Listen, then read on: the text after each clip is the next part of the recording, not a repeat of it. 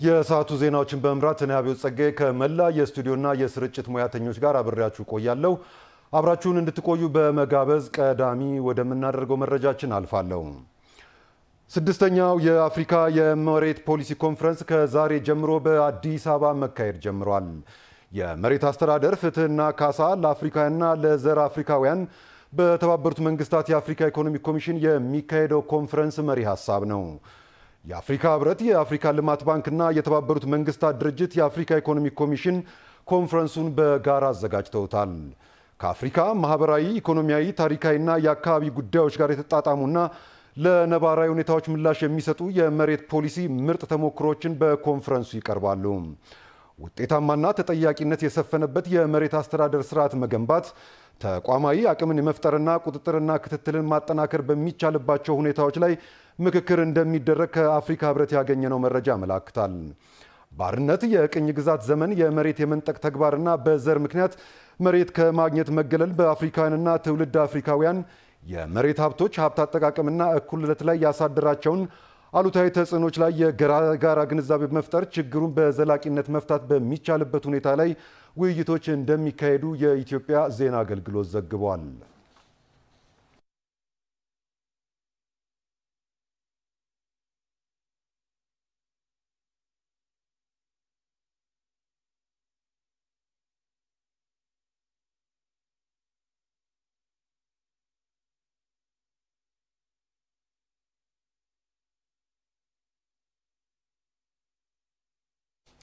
የተከበራችሁ ተመልካቾቻችን በዛሬው የዜና ወጃችን ከተለያዩ ስፍራዎች ሪፖርተሮቻችን በተለያዩ ጉዳዮች ላይ መረጃዎችን ያደርሱናል። ወደ በኋላ የሚያደርሱን መረጃዎች ግን በቅድሚያ እንዲያስተዋውቁን ጋብዛችኋለሁ።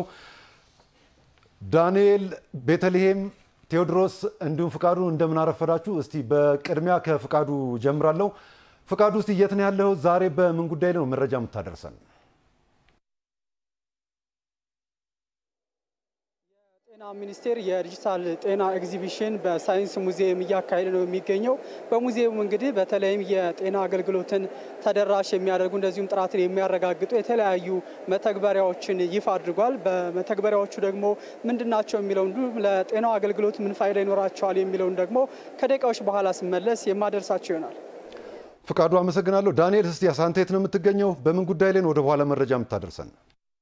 2018 የህብረተሰብ ተሳትፎን ማለትም በማህበረሰብ ተሳትፎ የሚሰሩ የአካባቢ ልማቶችን የአዲስ አበባ ከተማ የህብረተሰብ ተሳትፎና የበጎ ፍቃድ ማስተባበሪያ ኮሚሽን ለሚ ኩራ ክፍለ ከተማ ወረዳ 4 አስጀምሯል። ይህንን የተመለከተ መረጃ ከደቂቃዎች በኋላ ወደ እናንተ የምናደርስ ይሆናል። ዳንኤል መላኩ ነኝ ከለሚ ኩራ ክፍለ ከተማ ወረዳ 4። እሺ ዳንኤል አመሰግናለሁ። እስቲ ቴዎድሮስ አንተስ በምን ጉዳይ ላይ ነው ወደ በኋላ መረጃ የምታደርሰን? አመሰግናለሁ። አሁን የሚገኘው በለሚ ኩራ ክፍለ ከተማ ነው። እንግዲህ በዚህ በለሚ ኩራ ክፍለ ከተማ በአንድ ጀንበር ለ2000 ለሚሆኑ ዜጎች የስራ እድል ተፈጥሯል። በምን የስራ ዘርፍ ተፈጠረላቸው የሚለውን ከደቂቃዎች በኋላ ይዤ የምመለስ ይሆናል። ቴዎድሮስ ሲሳ ነኝ። ቴዎድሮስ አመሰግናለሁ። ቤተልሔም ወደ አንቺ ልምጣ። ቤተልሔም ወደ በኋላ ላይ በምን ጉዳዮችን ጠብቀሽ የት ነው የምትገኘው? አመሰግናለሁ አብዮት። አሁን የሚገኘው በቦሌ ክፍለ ከተማ ነው። በዛሬው ዕለት እንግዲህ የአዲስ አበባ ከተማ የመሬት ልማትና አስተዳደር ቢሮ 7ኛው ዙር የመሬት ሊዝ ጨረታ የመክፈቻ መርሃ ግብር እያካሄደ ነው። እንግዲህ የመክፈቻ መርሃ ግብሩ ለተከታታይ 5 ቀናት እንደሚቆይ ተገልጿል። በሰዓቴ ደግሞ ዘርዘር ያሉ ጉዳዮችን ይዤ ይመልሳል። እሺ እንግዲህ ሁላችሁንም ቤተልሔም፣ ዳንኤል፣ ቴዎድሮስና ፍቃዱ አመሰግናችኋለሁ። ወደ በኋላ እንግዲህ ከምትገኙ ስፍራ ባስተዋወቁችን ጉዳዮች ላይ ሰፋ ያለ መረጃ ተሰጡናላችሁ። እስከዛው መልካም ጊዜ።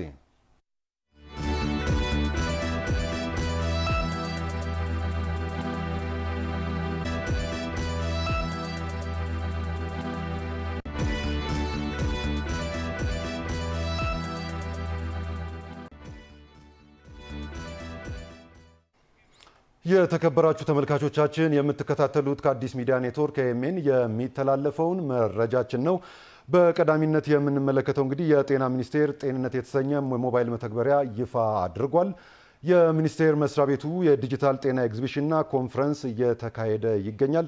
ከደቂቃዎች በፊት ሪፖርተራችን ፍቃዱ መለሰ ከስፍራው በቀጥታ መስመር ላይ በመገኘት በዚህ ጉዳይ ላይ መረጃ እንደሚያደርሰን ጠቁሞን ነበረ። በአሁኑ ሰዓትም ፍቃዱ በቀጥታ መስመራችን ላይ ነው የሚገኘው። ከሱ ጋር ቆይታ እናደርጋለን። ፍቃዱ እንግዲህ በድጋሚ እንደምናረፈድክ ልልህ ነው። ቀደም ሲል እንግዲህ ጠቅሻለሁ የጤና ሚኒስቴር የዲጂታል ጤና ኤግዚቢሽን ኮንፈረንስ እያካሄደ ይገኛል። እንደሚታወቀው የጤና ሚኒስቴር ከዚህ በፊት ይካሄዱ የነበሩት የጤና መከላከል ፖሊሲዎች ተግባራዊ ይደረጉ ነበር። አሁን ደግሞ አክሞ የማዳን ፖሊሲዎች ተግባራዊ እየተደረጉ ይገኛሉ። የአክሞ የማዳን ስራ ደግሞ የጤና ተደራሽነትን በማስፋት የተለያዩ ስራዎችን ተግባራዊ ማድረግ ነው። እንደሚታወቀው እንግዲህ ከጤና ሚኒስቴር ባሻገርም የተለያዩ ተቋማት አሰራራቸውን ዲጂታል እያደረጉ ነው የሚገኙት።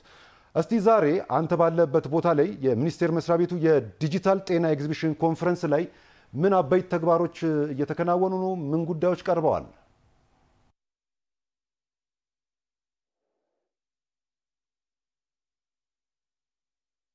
መግቢያ ቀደም ሲልም እንደጠቆምኩት የኢፌዴሪ ጤና ሚኒስቴር ዲጂታል ጤና ኤግዚቢሽንና ኮንፈረንስ በሳይንስ ሙዚየም እያካሄደ ነው። ይህ ኤግዚቢሽን እንግዲህ ለሁለት ቀናት የሚቆይ ነው። ኤግዚቢሽኑን የኢፌዴሪ ፕሬዝዳንት ታዬ አጽቀሥላሴ ከፍተውታል።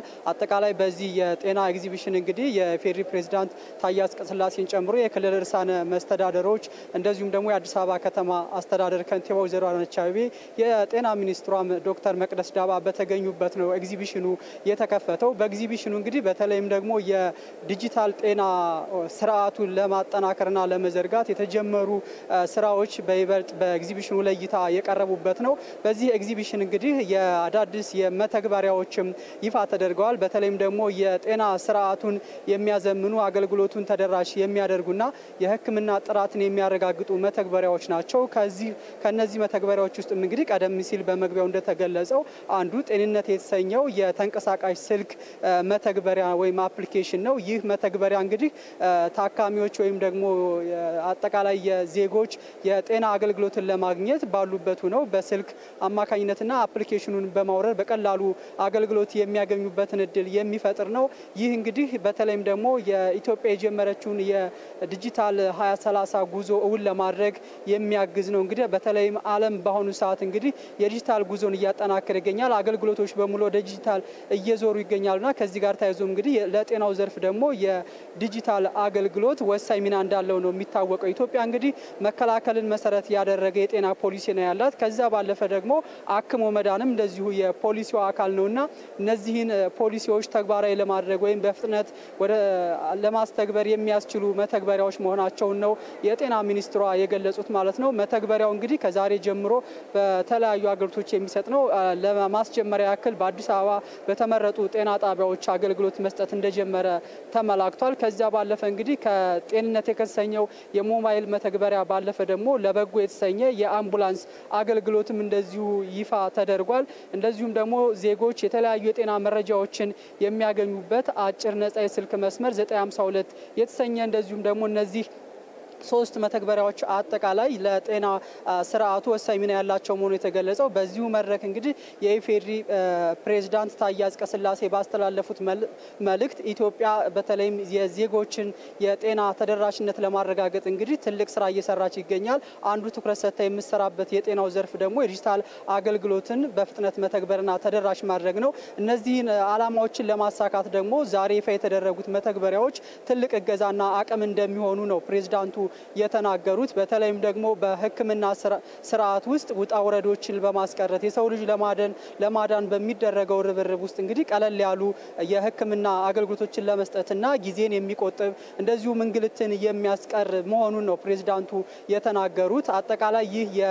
አጠቃላይ እነዚህ መተግበሪያዎች እንግዲህ ከመድኃኒት አቅርቦት ጀምሮ እስከ ሕክምና ስርዓት ድረስ የዘመን አገልግሎትን ተደራሽ ለማድረግ የሚያስችሉ ናቸው። መተግበሪያው በኢፌዴሪ ጠቅላይ ሚኒስትር ሀሳብ አመንጭነት ወደዚህ አገልግሎት እንደገባና በራስ አቅም በራስ ልጆች እንደተሰራም የጤና ሚኒስትሯ ተናግረዋል። ይህ መተግበሪያ እንግዲህ በአዲስ አበባ በተወሰኑና በተመረጡ ጤና ጣቢያዎች አገልግሎት እየሰጠ ነው። በቀጣይ በመላ ሀገሪቱ በጤና ኬላዎች ጭምርና በጤና ተቋማት በማስፋፋት እንግዲህ የጤና አገልግሎትን ይበልጥ ተደራሽ፣ ቀልጣፋና ጥራት ያለው አገልግሎት ለመስጠት እንደሚያስችል ነው። ከዛ ባለፈ ከአገልግሎት ባለፈም እንግዲህ አጠቃላይ የዜጎች የጤና መረጃ ማግኘት ቢፈልጉ አይፈልጉም። እነዚህ መተግበሪያዎች ወይም ዛሬ የተዋወቁት መተግበሪያዎች የጤና አገልግሎቶችን ከማግኘት ባለፈ ደግሞ መረጃዎችንም ለማግኘት እንደሚያስችል ነው የተገለጸው።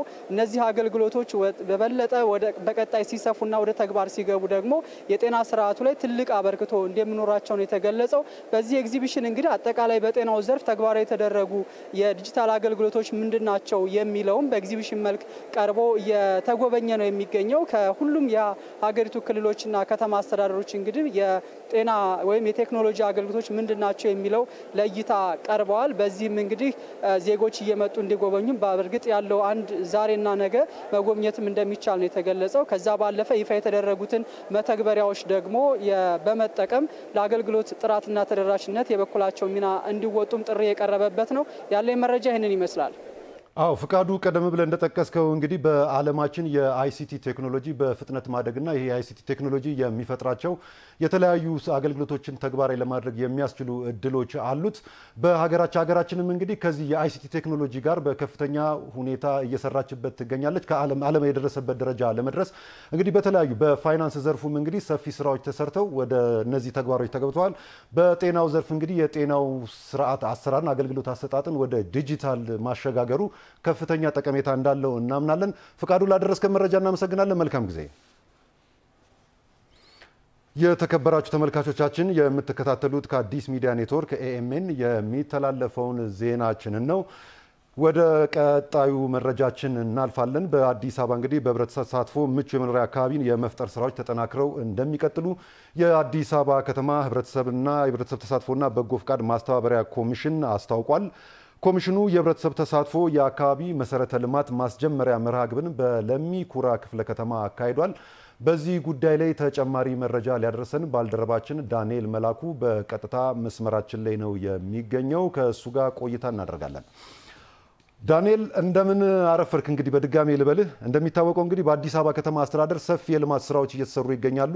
የከተማ አስተዳደሩ እንግዲህ የህብረተሰብ ተሳትፎን አንዱ ስትራቴጂ አድርጎ ነው ተግባራዊ እያደረገ ያለው። ባለፉት ተከታታይ ጊዜያቶችን በሰራናቸው ስራዎች ዜናዎች እንግዲህ ከ42 ቢሊዮን ብር በላይ የህብረተሰብ ተሳትፎ የሚገመቱ ስራዎች ተከናውነዋል። እስቲ ዛሬ አንተ በምትገኝበት አካባቢ ምን አበይት ጉዳዮች ተነሱ በልማት ማስጀመሪያ መርሃ ግብሩ ላይ? አመሰግናለሁ አብዮት። እንግዲህ ቀደም ሲል እንዳነሳኸው በለሚ ኩራ ክፍለ ከተማ ወረዳ 4 አጠቃላይ ዛሬ 2018 የአካባቢ ልማት የመሰረተ ልማት ማስጀመሪያ መርሃ ግብር ተካሂዷል። እንግዲህ የአዲስ አበባ ከተማ የበጎ ፍቃድ ማስተባበሪያ የህብረተሰብ ተሳትፎና የበጎ ፍቃድ ማስተባበሪያ ኮሚሽን እንግዲህ አጠቃላይ የማስጀመሪያ ስነ ስርዓቱን አካሂዷል። ከማህበረሰቡ እዚህ አካባቢው ላይ ከሚገኙ ማህበረሰቡ ማለትም በዚህ እንግዲህ ብሩህ ተስፋ የጋራ መኖሪያ ቤት ማህበር ጋር በመተባበር እዚህ የማስጀመሪያ ስነ ስርዓቱን አካሂዷል። በዚህ እንግዲህ የተለያዩ ሀሳቦች ተነስተዋል። እንግዲህ ከተነሱ ሀሳቦች እንግዲህ የአዲስ አበባ ከተማ የህብረተሰብ ተሳትፎና የበጎ ፍቃድ ማስተባበሪያ ኮሚሽን ምክትል ኮሚሽነር ወይዘሮ ፀሐይ ኪባሞ የተለያዩ ሀሳቦችን እንግዲህ ለአካባቢው ላይ ላሉ ነዋሪዎች መልእክት አስተላልፈዋል። በዋናነት በህብረተሰብ ተሳትፎና በመንግስት ቅንጅት የሚሰሩ ልማቶች በከተማችን በርካታ ስኬቶች ተገኝተዋል። ዛሬም ይህንን የተገኘንበት የብሩህ ተስፋ የጋራ መኖሪያ ቤት ማህበር የከተማ የመሰረተ ልማት ወይም ደግሞ የአካባቢ የመሰረተ ልማት ማስጀመሪያ መርሃ ግብርም ይህንን የሚያስቀጥል ነው። ከተማዋ በኮሪደር ልማት ያገኘቻቸውን ስኬቶች በእነዚህ መድገም ማስቀጠል ያስፈልጋል ሲሉ አንስተዋል። ከከተማዋ ደረጃ ጋር የተስተካከለ ምቹ የመኖሪያ አካባቢ መፍጠር የሁላችንም ድርሻ ነው። ለዚህ ደግሞ ማህበረሰቡ ከፍተኛ አስተዋጽኦ አለው። ቀደም ሲልም ሲያደርግ ኖሯል። አሁንም ይህንን ማስቀጠል ይገባል ሲሉ አንስተዋል። እንግዲህ ከዛ ውጪ አሁን በሚገኝበት የጋራ መኖሪያ ኮንዶሚኒየም ወይም ደግሞ የጋራ መኖሪያ ቤት ላይ የተለያዩ የመሰረተ ልማቶች ጉድለት ያሉበት እንግዲህ ከአዲስ አበባ ከተማ አንጻር ስናይ በተለይ በኮሪደር ከለሙ አካባቢዎች አንጻር ስናይ ብዙ ሊሻሻሉና ሊሰሩ የሚገባቸው መኖራቸውን የአካባቢው ነዋሪዎች ገልጸውልናል። ለምሳሌ ለልጆቻቸው መጫወቻ የሌለበት አካባቢው ላይ ማህበራዊ ጉዳያቸው ለመከወን ምቹ ሁኔታዎች አለመኖር፣ እንደዚሁም ደግሞ ሌሎች ሲወጡም ህንፃው አናት ላይ ሆኖ አካባቢውን ለዓይን የማይማርኩ ቦታዎችን ከማየት ውጪ ምንም አማራጭ እንዳልነበራቸው ገልጸዋል። አሁን ግን ይሄ መጀመሩ እንግዲህ በማህበረሰቡና በመንግስት ትብብር እንደዚህ አይነት ስራዎች መሰራታቸው ቀደም ሲል ሌሎች ቦታዎች ላይ ያየናቸውን አዲስ አበባን አዲስ ያደረጉ ገጽታዎችን የታዘብንባቸውን ወደኛ እንዲመጣ እድል የሰጠ ነው። ለዚህም ስኬት የራሳችንን ድርሻ እንወጣለን ሲሉ ገልጸዋል ማለት ነው። እንግዲህ ምክትል ኮሚሽነሯ ወይዘሮ ፀሐይም እንግዲህ ያነሱት ምንድነው በተለይ መንግስት እንደዚህ አይነት የጋራ የሆኑ ስራዎችን የህዝብ ስራዎችን ኮሚሽናቸው አስፈላጊውን ድጋፍ እንደሚያደርግ ከመንግስት የሚጠበቀውን 35% ድጎማ እንደሚያደርግ ማህበረሰቡ ደግሞ 65% የሆነውን በማዋጣት በባለቤትነት የራሱን ሀብት በጋራ የመስራት ስራ እንዲጠናከር ድጋፍ እናደርጋለን ብለዋል። ለዚህም በርካታ የስኬት ማሳያዎች አሉ። በርካታ ስኬቶችን ያስመዘገብንበት ከተማ ስለሆነች ከነዛ ተሞክሮቻችን በመማር ይህንን መንደር የብሩህ ተስፋ የጋራ መኖሪያ ቤት ማህበር መንደርን ጨምሮ በከተማዋ ከ200 የሚሆኑ ብሎኮችን ሞዴል የማድረግ ስራ ይሰራል ብለዋል። በ2018 ማለት እንግዲህ በማህበረሰብ ተሳትፎ የአካባቢ መሰረተ ልማት ማሟላት በጣም ቁልፍ ስራ ነው። በርካታ ማህበራዊ ችግሮችን የሚያቃልል ልጆች በነጻነት አካባቢው ላይ መልካም ጊዜ ጋር ለማፍራት የሚያገዙ ቤት ውስጥ የሚሆኑ ነገሮችን ማስቀረት የሚችሉ ማለትም አሁን ካለው አካባቢ አንፃር ነዋሪው እዚህ አካባቢ ላይ ተንቀሳቅሶ የተለያዩ ክዋኔዎችን ማስታል እንደማይችል እኛም ተመልክተናል። ይሄንን የአካባቢ ወደ ዘመናዊ የማምጣት ምቹ የመኖሪያ መንደር የማድረግ ስራ ከማህበረሰቡ ጋር በመሆን እኛም ኮሚሽኑም ይሰራል ብለው ከዛ ውጭ እንግዲህ አካባቢው ላይ የራሱ የሆነ የከርሰ ምድር ውሃ ያስፈልገዋል የሚል ነዋሪዎቹ ምቹ ሁኔታዎች ስላሉ ያስፈልገዋል የሚል ጥያቄ አንስተዋል። ከዛ ውጭ ህንጻዎቹ ሊፍት የላቸውም። ይሄንንም ነገር የማስራት ስራዎችን ብለው እንግዲህ ጥያቄያቸውን አቅርበዋል። እንግዲህ ኮሚሽኑም በእነሱ አቅም የሚሆነውና ከሌሎች ከባለድርሻ አካላት ጋር በመሆን በጥምረት የአካባቢው ላይ የተነሱትን ችግሮች በመቅረፍ በጋራ ወደ ስኬት እንመጣለን ወይም ደግሞ የተሻለ የመኖሪያ አካባቢ ለመፍጠር እንሰራለን ሲሉ አንስተዋል ማለት ነው። እንግዲህ ይሄ ብቻ አይደለም። የከተማዋን ደረጃ የማስጠበቅ የከተማዋን ስታንዳርድ የማስጠበቅ ስራ አንዱ የተለያዩ አካባቢዎች ላይ ያሉ የመኖሪያ ቤቶችን በጋራ ከማህበረሰቡ ጋር ሆኖ ደረጃቸውን እንዲጠብቁ ማድረግ ነው። ይህንንም አጠናክረን እንቀጥላለን ሲሉ አንስተዋል። እንግዲህ እንደ አጠቃላይ አካባቢው ላይ ያሉ ነዋሪዎችም ይሄ እፎይታ የሚሰጠን ነው። የተለያዩ ማህበራዊ ክዋኔዎችን በነጻነትና ዘመናዊ የሆኑ አካባቢዎች ላይ ለማስኬድ የሚያስችለን ነው። ሌሎች አካባቢዎች ላይ ስንቀራ የነበረውን አካባቢ ይሄ በራሳችን አቅም ከመንግስት ጋር ሆነን ለማሳካት እድል እየሰጠን ነው። ይህንን አጠናክረን እንጨርሳለን ብለዋል። በመጨረሻም እንግዲህ ምክትል ኮሚሽነሯም መልእክት አስተላልፈዋል። በተለይ 3 ወር ተሰጥቷቸዋል ይህን አካባቢ አልምተው እንዲጠናቀቅ። ይህንን ስራ የሚያዘው ከተማዋ ካላት ፕሮጀክቶችን በአጭር ጊዜ የማጠናቀቅ ልምድ በመውሰድ በ3 ወር ውስጥ እንዲጠናቀቅ ለማህበረሰቡና አጠቃላይ ለኮሚቴዎቹም መልእክት አስተላልፈዋል። እኛም ኃላፊነታችንን እንወጣለን ሲሉ ተናግረዋል ማለት ነው። ምሽት በሚኖረን የዜና ሰዓት ወጃ ደግሞ ሌሎች ተጨማሪ መረጃዎችን አካተን ለተመልካቾች የምናደርስ ይሆናል። ለአሁኑ ይሄ ነው። አብዮት አመሰግናለሁ። ዳንኤል መላኩ ላደረስከ መረጃ እናመሰግናለን። መልካም ጊዜ። የተከበራችሁ ተመልካቾቻችን የምትከታተሉት ከአዲስ ሚዲያ ኔትወርክ ኤኤምኤን በቀጥታ የሚተላለፈውን ዜናችን ነው። በዛሬው የዜና ወጃችን የጤና መረጃም ይዘናል። የጤና መረጃችን ውሃ መቋጠርን ይመለከታል። የውሃ መቋጠር ምክንያቶቹ ምንድናቸው? እነዚህ የውሃ መቋጠርን ለመከላከልስ ምን መደረግ አለበት? በሚል ጉዳይ ላይ የሕክምና ባለሙያ አናግረናል። የሕክምና ባለሙያው ምላሽን ወደ በኋላ ይዘን የምንመለስ ይሆናል። ወደ ቀሪ መረጃዎቻችን እናልፋለን። በለሚ ኩራ ክፍለ ከተማ ለ2000 የከተማዋ ነዋሪዎች የአንድ ጀንበር የስራ ዕድል ፈጠራ ንቅናቄ ተካሄደ። ክፍለ ከተማው ባለፉት 3 ወራት ብቻ ለ11000 ነዋሪዎች ስራ ዕድል መፍጠሩን አስታውቋል። ቴዎድሮስ ይሳ በዚህ ጉዳይ ላይ ተጨማሪ መረጃ ሊያደርሰን በቀጥታ መስመራችን ላይ የሚገኘው ከቴዎድሮስ ጋር ቆይታ እናደርጋለን። ቴዎድሮስ በድጋሜ እንደምን አረፈድክ? እንግዲህ ቀደም ብዬ ያነሳኋቸው ጉዳዮች አሉ። በዚህ ጉዳይ ላይ ያለህ መረጃ ምንድን ነው? እንደሚታወቀው እንግዲህ በአዲስ አበባ ከተማ በተለይ የሚገኙ ስራ ፈላጊዎችን ተጠቃሚ ለማድረግ በርካታ ስራዎች ባለፉት ዓመታት መሰራቱ ይታወቃል። በዚህም እንግዲህ የስራ ዕድል የተፈጠረላቸው ዜጎች ከራሳቸው አልፈው ሌሎች መትረፍ የቻሉበት ሁኔታም ተፈጥሯል ማለት ነው። እንደው በለሚ ኩራ ክፍለ ከተማ እንኳን በ2017 ብንመለከት ከ38 ሺህ በላይ ለሚሆኑ ዜጎች የስራ ዕድል ተፈጥሮላቸው በተለያዩ ዘርፎች ተሰማርተው የሚገኙበት ሁኔታ እንመለከታለን ማለት ነው። እንግዲህ ክፍለ ከተማው በ2018 በጀት ዓመትም ከ37000 በላይ ዜጎችን የስራ እድል ተጠቃሚ ለማድረግ የተለያዩ ስራዎችን እየሰራ ነው የሚገኘው ማለት ነው። ባለፉት 3 ወራት ብቻ ከ11000 በላይ ለሚሆኑ ዜጎች የስራ እድል እንደተፈጠረላቸውም ተገልጿል ማለት ነው። እንግዲህ ክፍለ ከተማው በዛሬው ዕለትም በአንድ ጀንበር 2000 ዜጎችን የስራ እድል ለመፍጠር ንቅናቄ አካሂዷል። በዚህ ንቅናቄም እንግዲህ ባለፉት 6 ወራት በተለያዩ ሙያ መስኮች የሰለጠኑ የክፍለ ከተማው ወጣቶች እንዲሁም ሴቶች የስራ እድል የመፍጠር መርሃ ግብር ተካሂዷል ማለት ነው። በዚህ መርሃ ግብር እንግዲህ ከ81 በላይ ቀጣሪ ድርጅቶችና ኢንዱስትሪዎች የተገኙበት ሁኔታም አለ። እንግዲህ በተለያዩ ዘርፎች በተለይ ጋርመንትን ጨምሮ በተለያዩ ዘርፎች ለነዚህ ለ2000 ዜጎች የስራ እድል ተፈጥሯል ማለት ነው። በዛሬው ዕለት የስራ ፈጠራው እንግዲህ የመዋል ፊርማ ስነ ስርዓትም ቀጣሪና ተቀጣሪዎች ያደረጉበት ሁኔታ አለ ማለት ነው። እንግዲህ በመድረኩ በተለይ ወጣቶች ያገኙትን የስራ እድል ሳይንቁ ራሳቸውንና ሀገራቸውን የሚለውጥ ስራ ሰርተው ማለፍ እንደሚጠበቅባቸውም ተገልጿል ማለት ነው። በተለይ ደግሞ መንግስት የጀመረውን ከተማ አስተዳደሩ የጀመረውን የስራ እድል ለመፍጠር ዜጎችን ተጠቃሚ ለማድረግ የጀመረውን ስራ ድርጅቶችና ኢንዱስትሪዎችም የበኩላቸው ሚና መወጣት እንደሚገባቸው ተመላክቷል ማለት ነው። እንግዲህ የስራ እድል የተፈጠረላቸውም ዜጎችም በተለይ ይህን እድል ተጠቅመው በተለይ ራሳቸውንም ለመጥቀም የሚጠበቅባቸውንም ኃላፊነት ለመወጣት ከዛም አልፎ ደግሞ ከተቀጣሪነት አልፈው የራሳቸውንም ስራዎች ለመስራት እንደሚሰሩ ተገልጸዋል ማለት ነው። እንግዲህ በጥቅሉ እንግዲህ በተለይ የስራ እድል የተፈጠረው በኢንዱስትሪ በግብርናና ጨምሮ በተለያዩ ዘርፎች ነው ማለት ነው። አሁን በጥቅሉ ያለው መረጃ ይህን ይመስላል። በማታው የዜና ሰዓት ደግሞ ተጨማሪ መረጃዎችን ይዤ የምመለስ ይሆናል። አብዮት ቴዎድሮስ ሲሳ ላደረስከ መረጃ እናመሰግናለን። መልካም ጊዜ። የተከበራችሁ ተመልካቾቻችን ከአዲስ ሚዲያ ኔትወርክ ኤኤምኤን የሚተላለፈው ዜናችን እንደቀጠለ ነው። በቀጣይነት የምንመለከተው ደግሞ በሰባተኛው ዙር መሬት ሊዝ ጨረታ ተጫራቾችና ህጋዊ ወኪሎቻቸው በተገኙበት በቦሌ ክፍለ ከተማ በይፋ ተከፍቷል። በጨረታ መርሃ ግብሩም ከ5000 በላይ ተጫራቾች ሰነዱን በቢየነ መረብ የገዙ መሆኑን ተመላክቷል።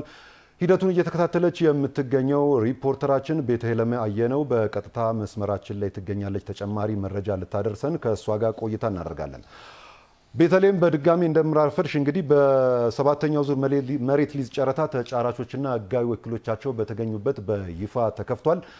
እስቲ በአጠቃላይ እዛ ያለሽ መረጃ ምንድነው? እሱ ብታደርሽኝ። አመሰግናለሁ። እንግዲህ ሰባተኛው ዙር የመሬት ሊዝ ጨረታ መርሃ ግብር በቦሌ ክፍለ ከተማ ከረፋዱ ጀምሮ በመካሄድ ላይ ነው የሚገኘው። ሂደቱ ደግሞ ፍትሃዊ ለማድረግ በጠዋቱ ተጫራቾች እንዲሁም ህጋዊ ወኪሎቻቸው ተገኝተዋል። ከተጫራቾች መካከልም ደግሞ ታዛቢዎች እንዲሁ እዛው እየተመረጡ መሆኑ ይህንንም ሂደት ለማስተባበር የተለያዩ የጸጥታ አካላትም እንደተገኙ ነው በስፍራ የተመለከትነው። በተለይ በአዲስ አበባ ከተማ አስተዳደር ያለውን የመሬት ውስንነት እንዲሁም የህብረተሰቡን ተጠቃሚነት ለማረጋገጥ እንዲህ አይነት የመሬት ሊዝ ጨረታዎች አስፈላጊ መሆናቸው ይታመናል። መሬት በምደባ እንዲሁም በመሬት በሊዝ ጨረታ እንደሚገኝም የሚታወቅ ነው። እንግዲህ የዛሬው ደግሞ በለሚ ኩራ ክፍለ ከተማ በወጡ የጨረታ ቦታዎች ነው ጨረታው የተጀመረው ማለት ነው። እንግዲህ በአጠቃላይ 7 ሄክታር የመሬት የሚያክል መሬት ነው ለጨረታ ሊዝ የቀረበው። በተለያዩ ቦታዎች የሚገኙ ማለትም ወደ 274 ፕሎቶች ወይንም ቦታዎች ያሉ በጥቅሉ ነው ይሄ 7 ሄክታር የተባለው። ሂደቱን ፍትሃዊ ለማድረግም እንግዲህ ከሰው ንክኪ ነፃ ሆኖ ከምዝገባ ሂደቱ ጀምሮ በኦንላይን ሲመዘገቡ እንደነበረ ነው መረጃውን ያገኘ ነው። ወደ 13000 የሚጠጉ ሰዎች በኦንላይን ምዝገባ እንዳደረጉ 5000 ያሉ ደግሞ ሰነዱን በመግዛት ለጨረታ እንደቀረቡ ነው መረጃው የሚያሳየው ማለት ነው። የመሬት ሊዝ ጨረታ እንግዲህ ቆሞ እንደነበረ ይታወሳል። በተለይ ከለውጡ በኋላ ደግሞ በተለይም ደግሞ በ2 ዓመታት ውስጥ ለተከታታይ አሁን 7ኛው እየተካሄደ ነው የሚገኘው። በተከታታይ 5 ቀናት እንደሚቀጥልም ነው የተገለጸው። ዛሬ ከ1 እስከ 55 ያሉ የጨረታ ሰነዶች እንደሚከፈቱ ነው የተነገረው። በሂደቱ ተጫራቾች ደግሞ ቅሬታ ካላቸው ይህንኑ ቅሬታቸውን ለመፍታት የተቋቋመ ኮሚቴም እንዳለ ተገልጿል። ጨረታው እስከ አርብ ድረስ ይቀጥላል።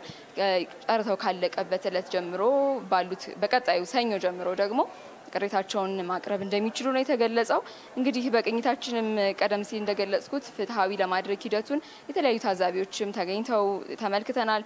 ከሁሉም የህብረተሰብ ክፍል የሚሳተፍበትም በመሆኑ ይህ እንዲህ አይነት መርሃ ግብሮች አስፈላጊ ስለመሆናቸው ነው የተገለጸው። እንግዲህ ሰኞና ማክሰኞ ዛሬና ነገ እንደማለት ነው ለሚኩራ ክፍለ ከተማ ነው የሚሆነው። ከዛ ውጪ አቃቂ ቃሊቲ ሮብ ይቀጥላል። ሐሙስ ደግሞ ነፋስ ስልክ ላፍቶ ክፍለ ከተማ የካና ጉለሌ ናቸው። አርብ ኮልፌ ቀራኒዮና አዲስ ከተማ ክፍለ ከተማ ሆነው እንደሚቀጥሉ ነው የተገለጸው። እንግዲህ በጨረታው ከመጀመሩ በፊት ደግሞ ጨረታቸውን ሰነዳቸውን ያላሟሉ ውድቅ የሚደረጉባቸው መስፈርቶችም ቅድመ ገለጻ ተደርጎላቸዋል። በዚህ መሰረትም ያላሟሉ ሰዎች ሰነዳቸውን ከጨረታው ውድቅ እንደሚሆኑ ተገልጿል። የታሸገ ሳጥን መቶ ከተከፈተም በኋላ ሰነዳቸውን በማመሳከር ከዛ ደግሞ ወደ ኦንላይን ሲስተም እንዲገባና እዛው ላይ ሆነው እንዲከታተሉ የተደረገበት ሁኔታ እንዳለ ነው የተገለጸው።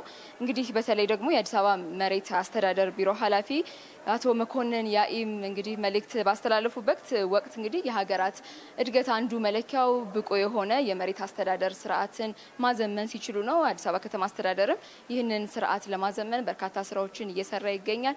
የተለያዩ ቅሬታዎችንም ለመቀነስ ቅሬታዎች በሚነሱበትም ጊዜ ፍትሃዊ የሆነ ምላሽ ለመስጠት ስራዎች እየተሰሩ ስለመሆኑ ነው የገለጹት።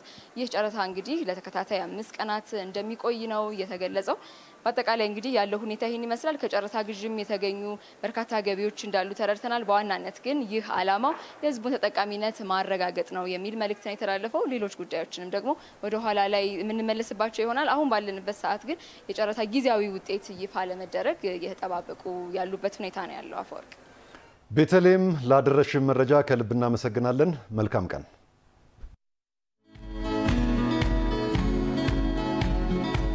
መጀመሪያ ኢትዮጵያን የቀይ ባህር አክሰስ ያሳጣው ውሳኔ ማን ወሰነው? ካቢኔው ይሆናል ብለን የካቢኔውን ዶክመንት ብናገላብጥ የለም፣ ካቢኔው አያውቀውም።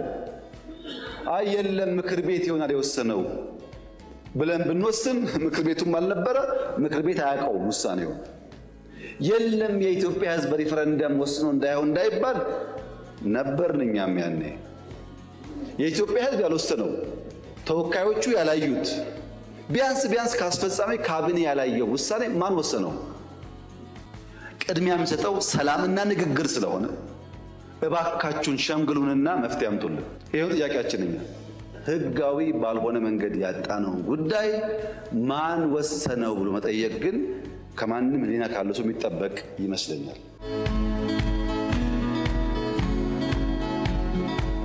ሚሊዮን % እርግጠኛ ነኝ ኢትዮጵያ ተዘግታ አትኖርም። ማንም ፈለገም አልፈለገም አትኖርም። እና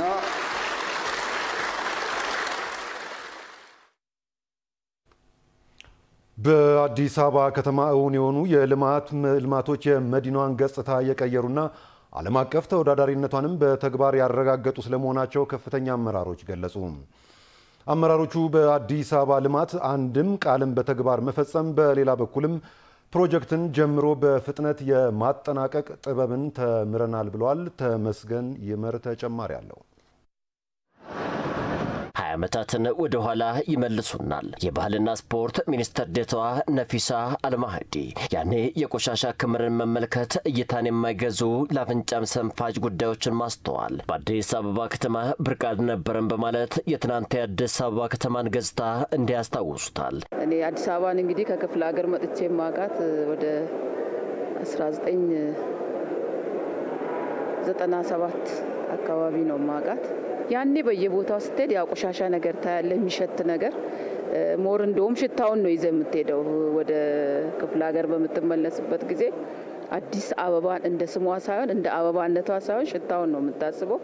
ይህ የሚኒስትር ዴኤታዋ ሀሳብ ብቻ አልነበረም። በርካታ ኢትዮጵያውያን በአዲስ አበባ ለእግረኛም ሆነ ለተሽከርካሪ ጠባብ ውል አልባ መንገዶች መዲናዋን ለረጅም ጊዜ ለትራፊክ መጨናነቅ ዳርገዋቸዋል። ትናንት በተማሪነት ዛሬ ደግሞ የመንግስት ከፍተኛ የስራ ኃላፊነት ላይ ያሉ አመራሮችም የዚሁ አንድ ምስክር ነበሩ። እኔ ከዚህ ሀገር ሆሳና ነው የሚሻለው ብዬ ሲያነሳ አንዳንዴ ስንራመድ አካባቢው ላይ የሆነ የጽዳት ጉለትም የትራፊክ መጨናነቁ ኤቭሪቲንግ በቃ አትራክቲቭ አልነበረም። እኔ አልፌ ያው ፊልድም ምንም ወደ ባህር ዳር ምናምን እንሄዳለን። ከዚህ ጋር እንትን ሲያስተያየው እንደ ዛሬ አይደለም። የመንገድ መሰረተ ልማት የትኛውም መንገድ ስትሄድ በተለይ ደግሞ ወደ ውስጥ ከገባ ላትወጣ ትችላለህ። ወይም ደግሞ ያ መንገድ ተከትለ አንተ በምትሄድበት ጊዜ ዝግ ሆኖ ረጅም እንደገና ወደ ኋላ ተመልሰ ረጅም ደግሞ ዞረህ የምትመለስበት ሂደት ይፈጠራል። ሁለተኛ ደረጃ ደግሞ እውነቱን ለማውራት ለማጋነን አይደለም ወደ እዚህ ደርሳ ስትሄድ ጉንፋን ያዘኝ ስትል አዲስ አበባ ሄጄ ነበር እንዴ ሆኜ ነው ጉንፋን ያዘኝ የምትለው አይነት አጋጣሚዎች ነበሩ። ዛሬ ታሪክ ተቀይሯል። አዲስ አበባ ስሟን በተግባር መኖር ጀምራለች። ሰፊ ጎዳናዎች፣ ጽዳትና ምቾት እንደዚሁም ዓለም አቀፍ ተወዳዳሪነት መለያዎቿም ሆነዋል። የባህልና ስፖርት ሚኒስትር ዴኤታ ነፊሳ አልማህዲም ለስራ ጉዳይ ውጭ ሀገር የሄዱበትን አጋጣሚ ያስታውሳሉ። በሰው ሀገር ያዩት በሀገራቸው ቢኖር ሲሉም የተመኙት ነገር በመዲናቸው ሆኖም ዛሬ አገኙት። 2011 አካባቢ ቻይና ሄጄ ነበርና ቀለል ያለ ነገር ነው። አሁን እዚህ ላይ በደንብ በቀላል ያየን ያለ ነው። እነዚህ ፋውንቴኖች ይሰራሉ። እነዛ ፋውንቴኖች በኤሌክትሪክ በቃ የተለያዩ ቀለም ያላቸው መብራቶች አሉና ወይኔ አልኩኝ እኔ አለኝ ቪዲዮ ያኔ ያልኩት ማለት ነው። ስለዚህ ይሄ ነገር እኛም ሀገር ቢሰራ ብዬ በቪዲዮ ተቀርጿል። አሁን ግን 2011 ላይ እንደዛ ብዬ ዛሬ ግን በየክፍለ ከተማው ስትሄድ ሰው እንደፈለገ እንደ ልቡ ሚዝናናበት ቦታ አለ ማለት ነው። ጽዱ በቃ ምቹ ሌላ ሀገራችን እንድትሆን ሌላ ቦታ ላይ ስናይ በቴሌቪዥን ስናይ የነበረው ወይ ደግሞ እኛም ደግሞ አጋጣሚውን አግኝተን ወደ ውጭ ሀገር ስንሄድ ውጭ ሀገር ላይ ስናይ የነበረው ጉብኝት ስናደርግበት የነበረው ዛሬ ተሰብስቦ ደግሞ በቅርቡ እኛ አካባቢ ላይ ሲመጣ እንደዚሁም ደግሞ ከሌላ ቦታ የሚመጡ እንግዶችም ደግሞ ምን አግኝታ ነው በቃ አዲስ አበባ እንዴት ነው እንደዚህ ያማረባት የሚል ነገር በጣም ማይረሳና ሁሌም እንድንኮራበት በቃ አሁን እኛ የኢትዮጵያውያንን ስንል ያለችን ከራሳችን አልፎ የአፍሪካ ዋና መቀመጫ አይደለ? ስለዚህ በቃ በጣም ኩራት ይሰማናል። ዛሬ ለአዲስ አበባ ከቃል በላይ ያሳቡትን በተግባር የሚታይባት ሆናለች። የሌሎች አመራሮች ማሳብ ነው። ራዲካል ቼንጅ ነው ያለ ሁሉም ነገር ላይ ማለት ነው። ከጽዳቱ፣ ከግሪንነቱ፣ ከመንገድ ከትራፊክ መጨናነቁም ኤቭሪቲንግ እኔ መቁጠር ማልችለው አዲስ አበባ ያው ገና አሁንም የቶሎ የመምጣት ቻንስ አለኝ። በቃ ስገባውላ ውጭ ሀገር ነው የሚመስለው። እኔ የዛኔ ስማር ያየው አዲስ አበባ ናት እንዴ? ሰው ከሰራ አገሯን መለወጥ ከተማን ስማርት ማድረግ ይቻላል ብዬ ያው ለሆሳናም እንደ አዲስ አበባ ቢሆን ብለን እኛም እየሰራን ነው። ምን አይነት እንደዚህ ውብ ስፍራ እንደዚህ አይነት ውብ ነገሮች እንደዚህ አይነት ውብ ቴክኖሎጂዎች እንደዚህ አይነት ውብ ከተሞች ሊፈጠሩ እንደሚችል ማወቅ መቻል እኔ የሚያስደንቀኝ ሀሳብ ነውና አንድ ሀሳብ ደግሞ አድንቄ ሳልጨርስ እንዴት መሬት ተተገበረ፣ እንዴት ወደ መሬት ላይ ወረደ፣ እንዴት ደግሞ ኢንቨስት ተደረገ የሚለውን በዚህ ሀሳብ ላይ ይሄን ሀሳብ እውን ለማድረግ ደግሞ የተሳተፉትን ደግሞ አካላትን ደግሞ በጣም አደንቃለሁ ማለት ነው።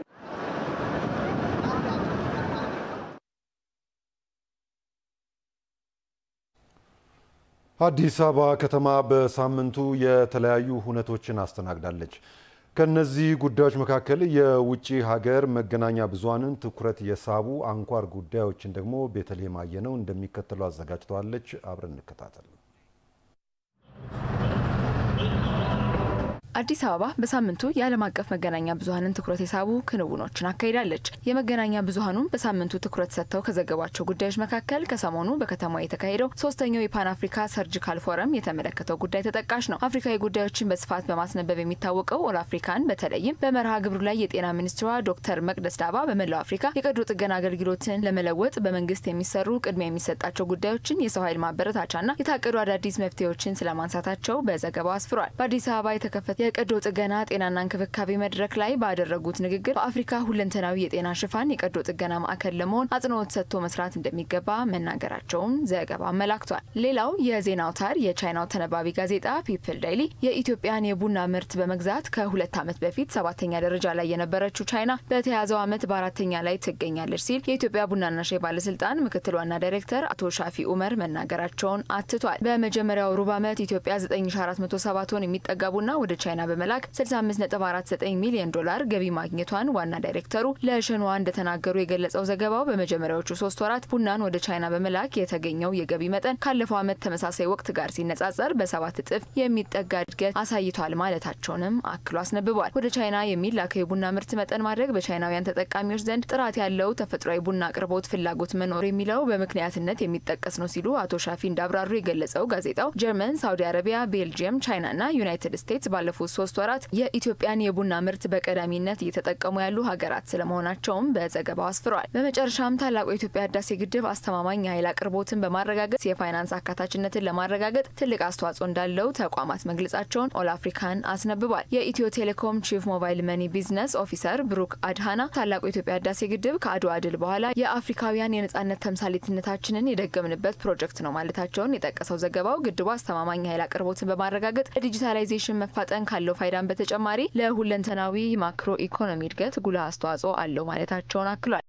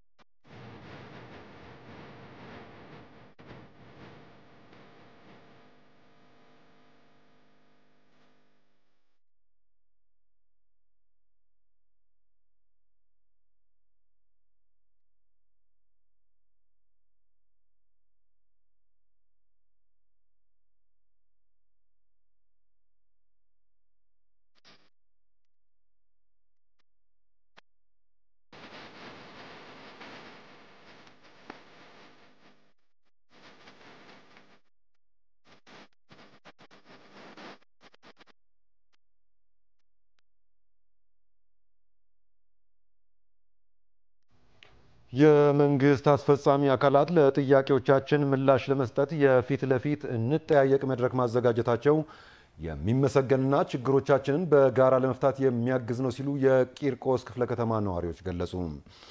ክፍለ ከተማው የንግድና ህብረት ስራ ጽሕፈት ቤት አመራሮችን ከተገልጋዩ ህብረተሰብ ጋር ፊት ለፊት የሚያገናኝ የንጠያየቅ የውይይት መድረክ አካሂዷል። መድረኩን የተከታተለው ሪፖርተራችን ምትኩ ተሾመ ነው። አብረን እንከታተል።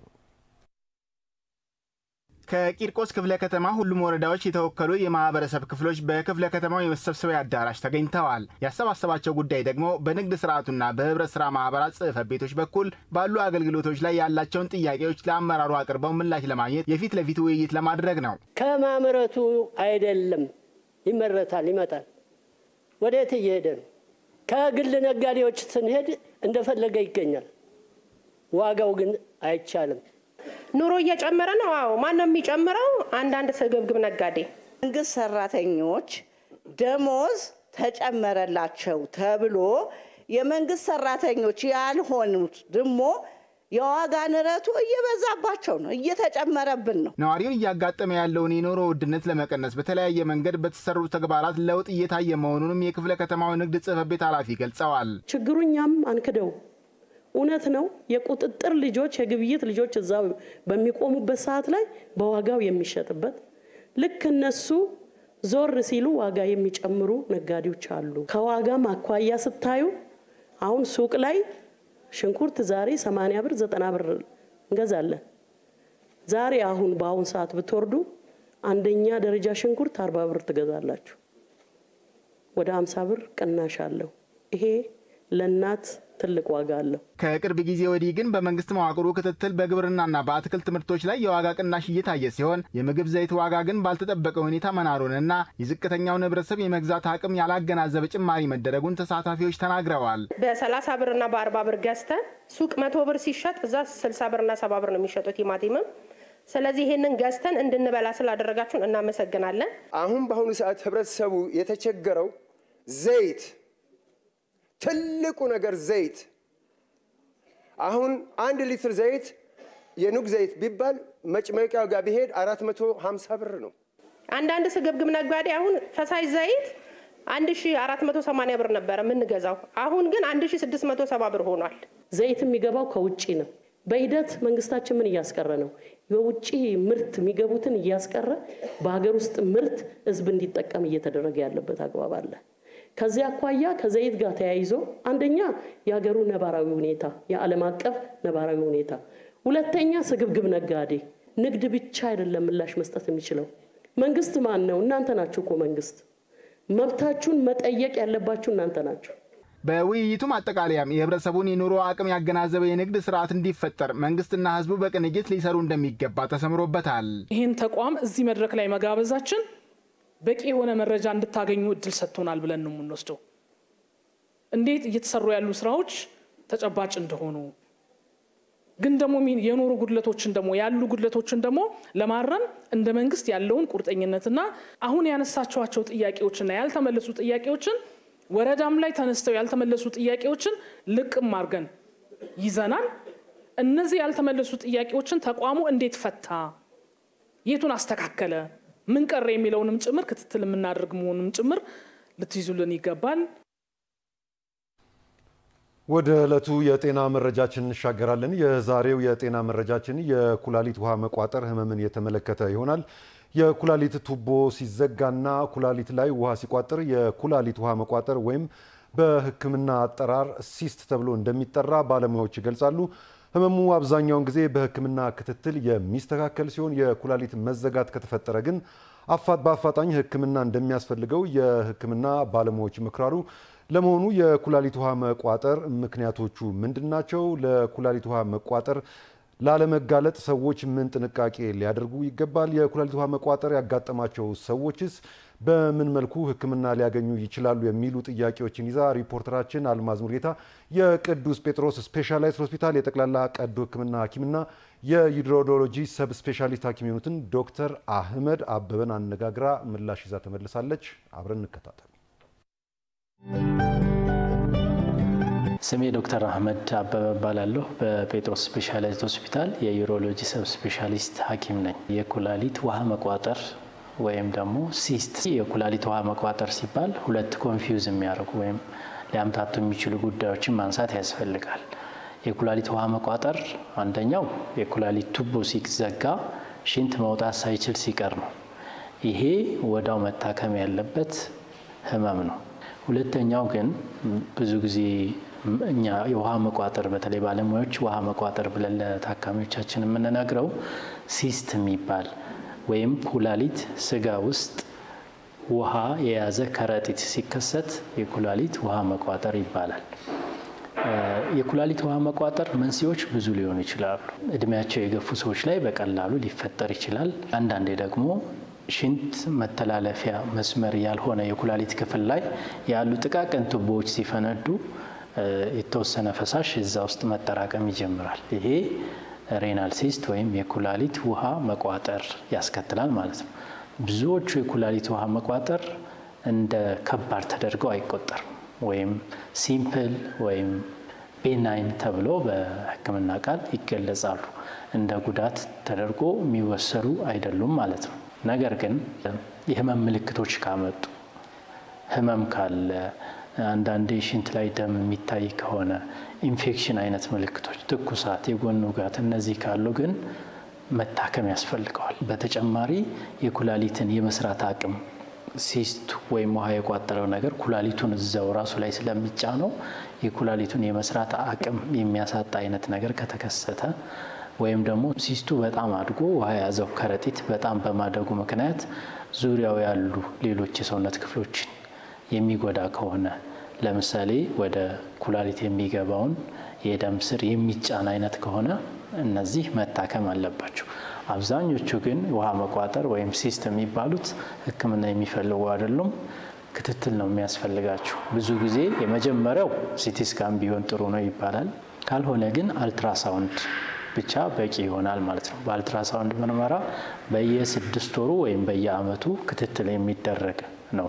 ክትትል የምናደርገው ለምንድን ነው? አንደኛ መጠኑ ጨምሮ ቅድም ያልናቸው የኩላሊት የመስራት አቅም፣ የኩላሊት የደም ስርን የመጫን እንደዚሁም ደግሞ በኩላሊት ዙሪያ ያሉ ሌሎች የሰውነት ክፍሎችን የመጫን ችግር ከፈጠረ ለማየት ነው።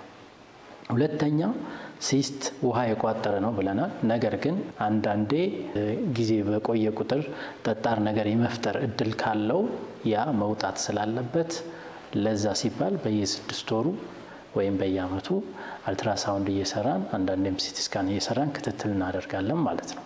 ሲስት በጣም መጠኑ ከፍተኛ ሆኖ ኩላሊት የመስራት አቅም ላይ እንደዚሁም ህመም፣ ሽንት ላይ ደም ማምጣት አይነት ነገሮች ካሉ ሕክምና ያስፈልገዋል።